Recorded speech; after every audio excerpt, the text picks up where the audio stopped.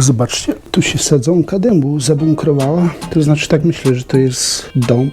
Patrząc po charakterystycznych liściach, także ją chyba uratuje. Chociaż już mam kilka sadzonek dębu. Kilka sztuk posadziłem do doniczek i myślałem, że już padło im, ale jak się okazało, zrzuciły po prostu liście na zimę. Pamiętajcie o tym, że czasami trzeba rozważyć, jakiego rodzaju jest drewno, czy jest nasze rodzime i zrzuca liście na zimę, bo tak może wyglądać, jakby sadzonka skończyła żywot, ale one po prostu sobie hibernują. A wracając do tego zimowania roślin, to teoretycznie troszkę skłamałem niechcący, bo mimoza prudica mi nie przeżyła.